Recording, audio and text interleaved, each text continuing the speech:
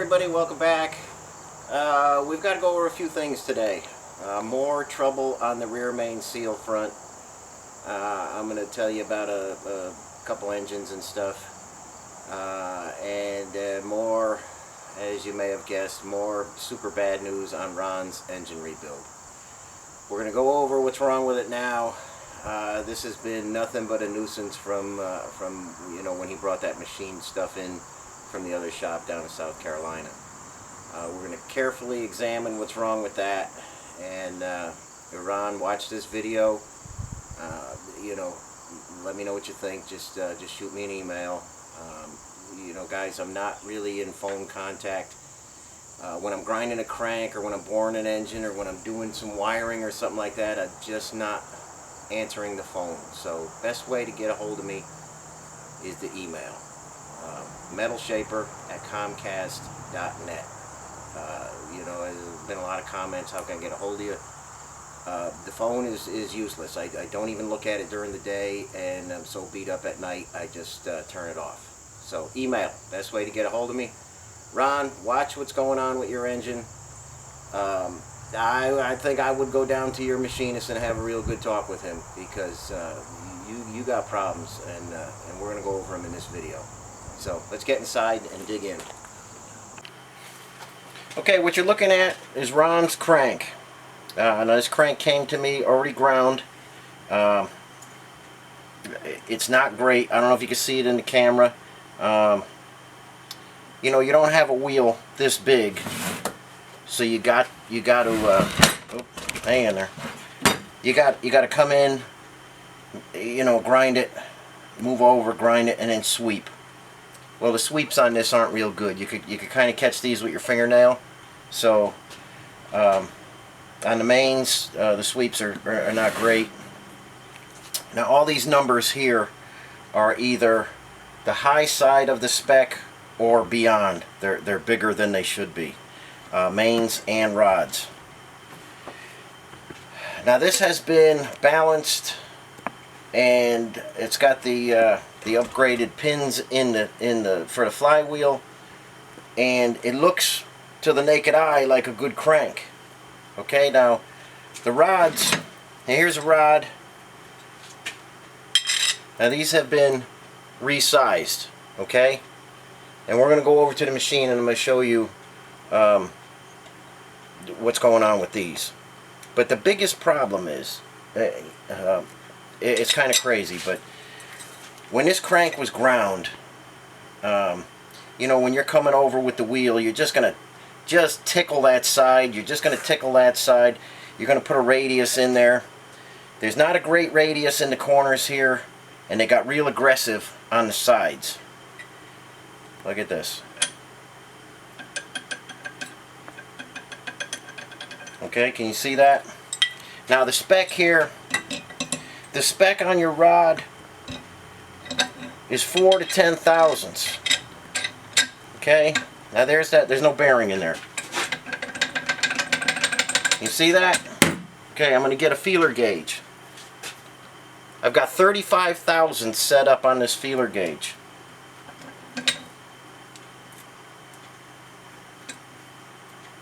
There we go. And that just walks right in there. We're beyond 35 thousandths. Now, before you guys say there's nothing wrong with that and there's no problem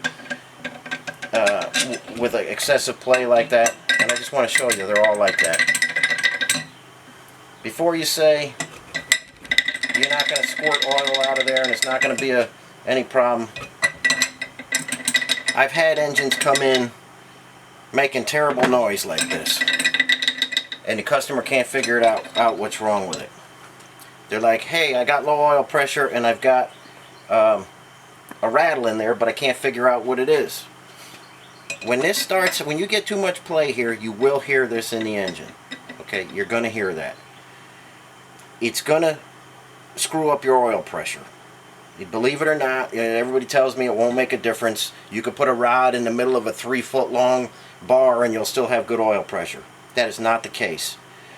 Last engine that came in like this, he was down around 20 pounds at 50 miles an hour. He was losing pressure. and he had a funny sound like this. Now, when I got done rebuilding it, putting new rods in it and stuff like that, you know, we were back up to 45 psi. So you tell me where all the oil pressure went.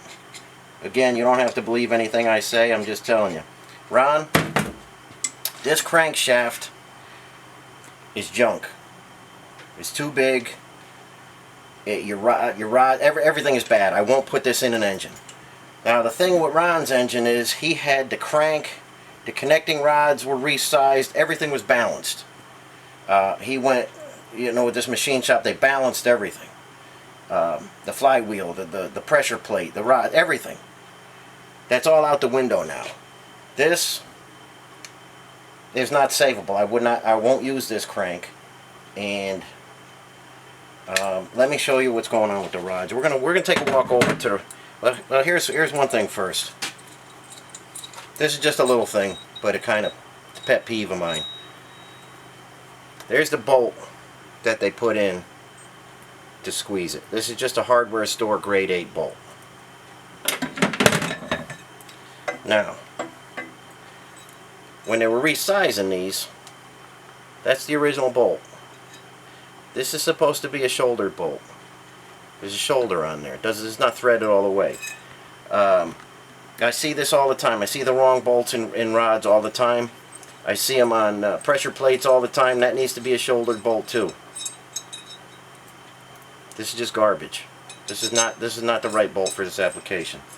Again, yeah, you might get lucky when you go to Home Depot and buy your bolts. Well, that's good for you. I see a lot of broken bolts on connecting rods, and I see a lot of broken bolts on pressure plates because they don't use the shouldered bolts. Well, let's go take a look at these rods and see what they did here. We're going to go measure them on the honing machine. Okay guys, we're over at the honing machine. This is where I measure the rods. Now the big end, the size is 2-inch 0.43 and 2/10. That's the low end, and the high end is 2-inch 44 thousandths. Okay, those are your dimensions. There's an 8/10 difference right there. This machine is set up right in the center, so I'm 2.043 and 6/10. Okay, so theoretically we could be 4/10 smaller and we'll still be in spec. Alright, so let's get one of these rods on here and we'll zero in on that later. But the rods, he did a nice job honing them, but where 1 4/10 too small. Okay, come on around and look at the gauge here.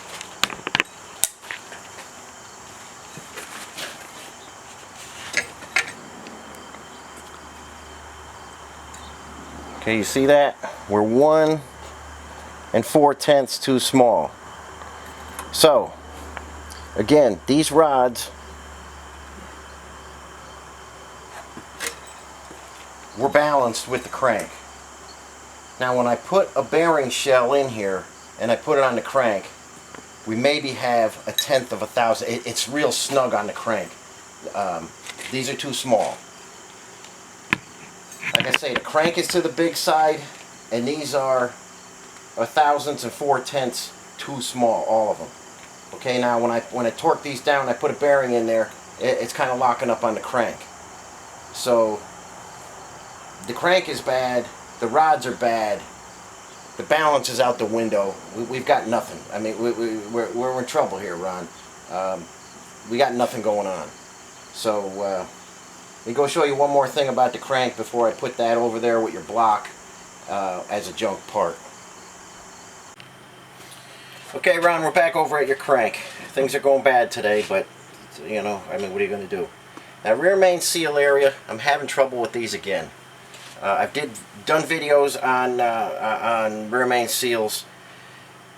Best Gasket told me that they fixed all the gaskets, and I've been using them, and it is now a whole new disaster with these, and we're going to talk more about that in a minute. But let me tell you, this rear main seal area from the factory is 2 inches, 310 thousandths. 2.310. Ron's is 2.303 and 8/10. So almost 2.304. Okay? Now we lost 6 thousandths right there. You know, I love when guys grind cranks and they're like, it doesn't matter what's wrong with that. I get cranks that are ground from other places. This is completely pitted. It's got a groove in it that'll never seal. It's way undersized. And I just don't know what they're thinking. These are forged cranks. They're not hard to weld. And a lot of guys, they won't even change the wheel for a smaller wheel to grind that. The crank is garbage. I mean, we can maybe, on something that small, we'd have to put a rope seal in. And like I say, we're in a bad spot, Ron. Basically, I have nothing to work with. I can't really move forward. I just washed your block yesterday. I was going to put the crank in. I decided to measure it. I decided to check the clearance on the rods. Everything went bad yesterday. I'm burning time here, and I'm getting nowhere. So watch this video. Maybe decide what you want to do. But this is junk now. I can't save this. There's nothing I can do. This is oversized. The wheel went too far both ways, way too far. I can't put this in your engine. Now, rear main seals. Let's talk about those just a little bit. I do a lot of engines that you guys don't see. Now, I just recently did a CJ3A. I did a nail head for a CJ3A. The guy came back within 8 miles, and he was pumping oil out of the rear main seal. This is a brand new, this right here is a brand new best gasket seal. Okay, now they assured me, oh, don't worry, we fixed them, we got them right. This is my mandrel I use for rope seals. This is 2 inch, 310 thousandths exactly. You might have to come in with the camera. This is a brand new seal. I'm going to put it on here. And now I got that tight. I'm pressing that tight. Look at this. It slides up and down like nothing. Now, if Maria can get the camera in here, I'm going to show you with this tight on the mandrel, you're going to be able to see daylight on each side. I don't know if the camera's going to pick that up. Give me a sec.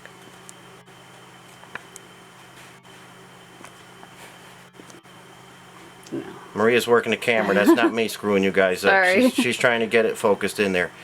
This is... it's as good as I can get. Okay, there's daylight on each side. I can see down through there. Look at this. I'm tight as can be. You're never gonna... This is 2.310. Now, if I put this seal on Ron's crank, you know, we'd have a gap. Best gasket, you're doing things wrong again. Like I say, the motor I just did, I put this in, one just like this out of the same batch, and it was pumping oil, squirting oil out of there. You know, I must have put it. We just parked in the front of the barn here. Must have pumped a quart of oil out. You know, just idling. So we got problems again. We're working on trying to figure out what's going on. But I measured 6 different seals that I got because I get them in bulk. And they're all bad. Every one of them is big. You put it on the mandrel, and this is what happens. There's no pressure on there. These aren't going to work. Guys, be very careful. We're going to have to get into rear main stuff again. But for the time being, measure your seals. Check them on your crank, because it sucks to have to pull the pan down again and go after them again. So, rear main seals are in the toilet again. Ron, your engine is in the toilet as well. I'm going to put this crank over by your block. Basically, right now, I have a block for you to work with. I don't have a crank. The rods are junk. I got to start all over again with the rods. The balance is out the window. You pay for a balance, and that's gone now. You tell me what you want to do. If you want to pull the plug, I understand. I don't know what else to tell you. I can put you together an engine, but I'm going to have to get a whole bunch more parts, and I don't know what to tell you. You tell me, and please just put in an email what you want to do. We don't need to talk about it. We don't need to know anything about it. You know, you don't have to say things are bad. I know things are bad. We don't need to talk about it. Shoot me an email. Tell me what direction you want to go, and I will move that way for you. Okay, guys, just for the hell of it, I went and got Ron's seal, the one that he gave, because he gave me all the parts for this, gaskets and everything. He got a best gasket rear main seal. I went and dug it out just now. This is Ron's. This is the one I had in my batch. This is Ron's right here. Okay, I got a whole bunch of best gasket seals here. Now I'm going to put this on here. 2-inch 310 right here. Exactly. I'm tight. I'm tight. It practically falls up and down. It's not going to get any tighter than that with the caps, okay? Now, if I put it on Ron's crank, I can move it side to side. I can move this any which way. I'm never going to take this seal as it is, put it on a crank that's 2-inch 30, let's call it 304. We lost 6 thousandths on that. These are already a mess. This is going to leak horribly. It's going to be a real pain in the ass to put these engines together now when you can't count on anybody. And the Best Gasket Company has been screwing the Jeep world for God knows how long. I don't know how all these bad seals got back into production, but even fresh stock that I got, like I say, I checked 6 of them, and they're all junk. So buyer beware. Check them, recheck them, and check them again before you put your engine together with one of these seals. Okay, guys, a lot of bad news in that video. For the life of me, I don't understand why people go to other shops and then send stuff to me for, you know, inspection and assembly. I don't fully understand that. A lot of money has been spent on what Ron has done already. You know, I don't know the story about that. I don't know how much he paid, or if he's going after that, or if he's talking to his machinist. I don't know what's happening. But I got my hands tied right now. You know, a Jeep engine like this shouldn't cost. You shouldn't have to do it 2 and 3 times. Now the rear main seal issue again. That's a real problem. Now I took and I do have some old seals from different companies. I was able to take an old seal from an old company and fix that rear main seal problem that I had. I don't have enough of those to go around. I can't be using them in people's engine, or I'll be out of them in no time. The Best Gasket Company I can't rely on. I guess I'm going to have to start putting rope seals and everything. If this is the case, I guess we're going to have to start going to rope seals. Because Best Gasket just isn't doing it anymore. We're hoping to get word from what's going on there. If it was just a bad batch, if they made a whole new batch wrong again. But guys, be careful. When I do rear main seal videos, I get a ton of people saying that they're having trouble as well. I'm trying to be on top of it and fix it. As soon as I figure out what's going on with the seals, I will let everybody know. But for now, check your seal. Your crankshaft needs to be 2-inch 310. The most I will go is if a crank measures 307, that's it. If it measures anything less than 307, 2-inch 307, a rope seal is going in there. You got much more forgiveness with the rope seal because it takes up more space there. So just be careful out there, guys, when you're doing your rear main seal. And Ron, a simple email. Let me know which direction you'd like to go. Should I get you a crank? Are you going to send me a crank? I don't care either way, but I have to get your engine finished. It's here way too long. The block is ready to go. It's cleaned. Just let me know what you want to do. So Sorry for a disappointing video, everybody, but this is reality in the Willys engine building world. Thanks for watching, and I'll catch you on the next one.